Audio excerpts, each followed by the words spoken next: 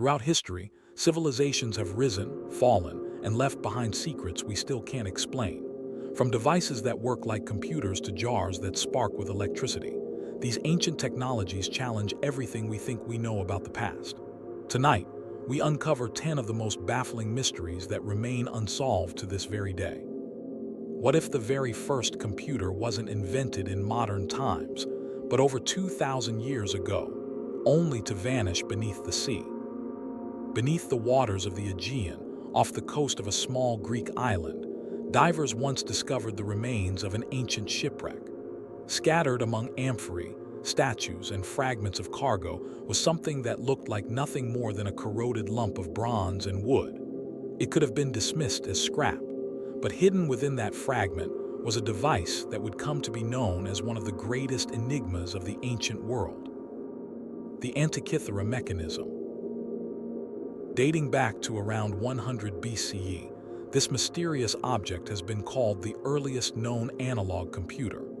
Originally housed in a box no larger than a shoebox, it contained at least 30 interlocking bronze gears. Through modern imaging and reconstruction, scientists discovered that the mechanism could track the movements of the sun, the moon, and possibly even the planets. It could predict solar and lunar eclipses with astonishing accuracy, something that feels almost impossible for its time. The craftsmanship is what makes it truly extraordinary. Its finely cut gears rival the precision of European clockmaking, but they were created over 1,000 years earlier. Ancient Greek inscriptions on its surface describe astronomical cycles and calendars, suggesting this was not a mere curiosity, but a working scientific instrument. But here's the mystery. How could such advanced technology exist in a world where nothing else like it has ever been found? Was it the creation of a singular genius whose knowledge died with him? Or was it part of a forgotten tradition of engineering, one erased by time, leaving behind only this silent fragment? To this day, no other device of its kind has been unearthed. The Antikythera Mechanism stands alone, a whisper from a forgotten chapter of human history. And it raises a haunting question. If this level of technology was possible in the ancient world, what else might have existed, only to be lost forever? Perhaps the Antikythera Mechanism is not unique.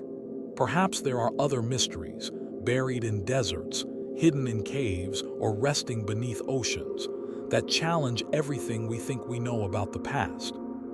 Which brings us to another enigma.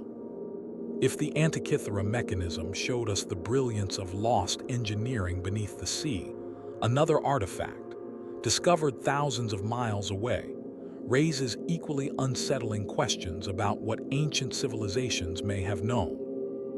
In 1938, inside the National Museum of Iraq, a small clay jar caught the attention of archaeologists. Barely 6 inches tall, it looked no different from countless other vessels. But hidden inside was something far stranger, a copper cylinder capped with an iron rod. Together, these components would become known as the Baghdad Battery. Dated to around 200 BCE, during the Parthian era, the jar's design is puzzling. A clay vessel, a rolled copper sheet, an iron rod insulated with bitumen. To modern eyes, it resembles a primitive galvanic cell, essentially a battery. When filled with vinegar or wine, replicas have been shown to generate a small electric charge. But why would such a thing exist? Some believe it was used for electroplating, coating objects with thin layers of precious metal. Others suggest a ritual purpose, perhaps producing a faint shock during ceremonies.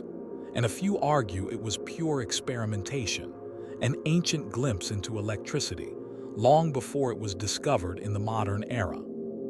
Skeptics dismiss these theories, claiming it may have been nothing more than an ordinary storage jar, the metal pieces included by chance. The truth remains uncertain. And yet the Baghdad Battery lingers as a mystery. It works, that much is proven, but why it was built and what it was meant to power may never be known. If one jar can hold such secrets, what else might be hidden in plain sight? Objects we dismiss as ordinary, but which could rewrite everything we think we know about the past. If a clay jar could hold the secret of electricity, why is it that Roman concrete, built nearly 2,000 years ago, can outlast the strongest concrete of today? From aqueducts to harbors, from the Colosseum to seaside piers, Roman structures stand firm while modern materials crumble in just decades. The Romans mixed volcanic ash, lime, and seawater to create opus cementitium, what we now call Roman concrete. Unlike today's Portland cement, which weakens with time, this blend seems to grow stronger the longer it endures. Scientists studying Roman harbor walls have found tiny crystals forming inside the concrete, minerals like tobermorite and philipsite, that appear to heal cracks and reinforce the structure naturally. In other words, Roman concrete behaves almost like a living material. The Romans themselves may not have fully understood the chemistry, but they mastered its use. With it, they built vast domes, arches, and entire cities, many of which still survive earthquakes, erosion, and centuries of relentless waves. Modern researchers are racing to rediscover its exact formula, hoping it could revolutionize sustainable building. But with ancient quarries gone and details missing, the full secret remains elusive. So we're left with the question, was Roman concrete a fortunate accident of geology and timing, or was it the product of knowledge we've yet to reclaim? If the Romans mastered materials that could heal themselves, the Andean builders achieved something equally baffling. Stonework so precise that even today, it seems to defy explanation. How did ancient builders, without advanced tools or machines, carve and transport blocks weighing over 100 tons and fit them together with the precision of modern engineering? High on the Bolivian plateau, near the city of Tiwanaku, lies Puma Punku, the door of the Puma. It is a megalithic site scattered with some of the most extraordinary stonework in the ancient world. The site is littered with massive sandstone and andesite blocks. Some weigh more than 100 tons, yet they were carved with remarkable accuracy. Right angles, clean drill holes, and interlocking grooves that fit like puzzle pieces. The most famous are the H-blocks, each carved with complex, modular-like patterns, as if they were part of a larger architectural system. What makes this so mysterious is the timing. Puma Punku was built around 500 CE, long before metal tools or advanced cutting machinery existed in the region. How these stones were shaped and transported across rugged terrain remains unanswered. Some believe it was achieved through ingenious, yet simple techniques we've overlooked.